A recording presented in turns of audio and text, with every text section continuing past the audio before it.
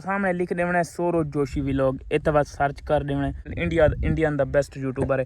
ठीक है, इतना आवन ते इस दे विच केड़ी सहूलत मिली वैसी सौरव जोशी नाल तुसां खुद गाल भी कर सकदे। सौरव जोशी दा पेड इतना सारे पाकिस्तान दे विच जेहड़ी कीमत बनदी है की चीज़ दे सामने सौरव जोशी दे सामने व्लॉग दे टिक्स क्या ओ ट्रिक। अस्सलाम वालेकुम प्यारे दोस्तों, क्या हाल चाल है? ठीक हो? तबीयत से ठीक है? अल्हम्दुलिल्लाह मैं भी ठीक हूं, तुसा भी ठीक हो। सो आज मेरे सामने अल्लाह क्या इंडियन यूट्यूबर सौरव जोशी का कोर्स गिन के क्या सब वायरल थी सकते हैं। क्या इंडियन यूट्यूबर का सौरव जोशी का कोर्स गिनने वास्ते सब केड़ी मेहनत करनी पौसी, केड़ी मुशक्कत करनी पौसी। क्या इंडियन यूट्यूबर सौरव जोशी का कोर्स असा पाकिस्तान दे विच क्या गिन सकते हैं कि नहीं। आज दी वीडियो शुरू करने पहले सारे चैनल कर सब्सक्राइब, पूरी डिटेल नाल थोड़ा मैं दसा क्या सौरव जोशी का कोर्स गिन के सब कोई फायदा भी थी वाला है या नहीं फायदा थी वाला है। पहले तुम व्यूअर आवना मोबाइल की स्क्रीन ते आवन तो बाद तुसा इत्थे क्लिक करना है प्ले स्टोर ते आवन तो बाद तुसा इत्थे सर्च करना है सौरव जोशी। इतना तुसा सर्च कर दे सो ये जिवें मैं सर्च करेंदा पियां इतना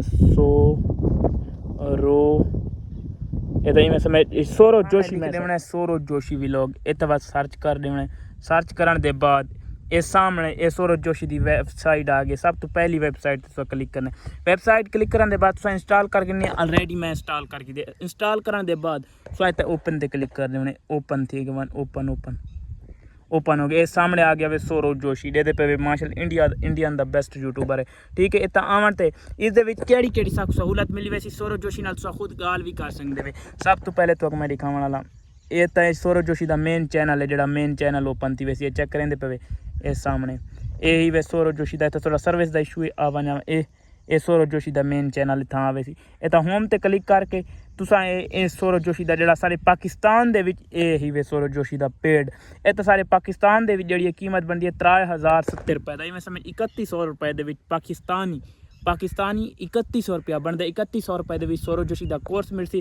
कोर्स के सौरव जोशी तो की चीज़ के सामने सौरव जोशी के सामने व्लॉग के टिक्स क्या वो ट्रिक देख के सब वायरल थी। मैंने क्या इतना बड़ा 40 मिलियन वाला यूट्यूबर अदा पी मेरा एक 8 साल का कोर्स गिन सो 9 साल का गिन सो जो मैं अपना थोड़ा राज दसा।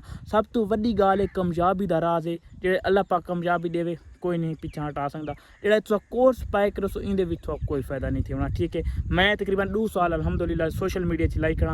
इस 3000 रुपये तुम पे करे सो इस 8-9 दे व्लॉग 9 व्लॉग दसा सी भाई कैमरा किमें पकड़ना है, व्लॉग किमें बनाने उनके ट्रिप दसा सी। ये नहीं भाई चैनल बनाए सो तो वीडियो देख सो तो थोड़े 10 चैनल ग्रोथ या वैसे ये कराई नहीं। ऐसा तो पे नो ते क्लिक करके इस दे क्लिक करके तो तुसा जेडे पाकिस्तानी इवें समय इजी पैसे जैज़ कैश बैंक अकाउंट जिस तुसा पैसे ट्रांसफर करके तो इंदा ये गिन सकते। अगर गिनने दे विच इंदा ये है सो जेडे नवे क्राइटेरिया नहीं गिनना क्योंकि तकरीबन 3100 रुपये। अगर कोई अमीर बंदे तो गिने उमें गिन के ते ला सकते। असा तो भाई पे को नहीं किया सौरव जोशी का ये जड़ा ये सौरव जोशी इन पाकिस्तान दे विच भी तुसा गिन सकते जो पाकिस्तानी लोग रहते पे।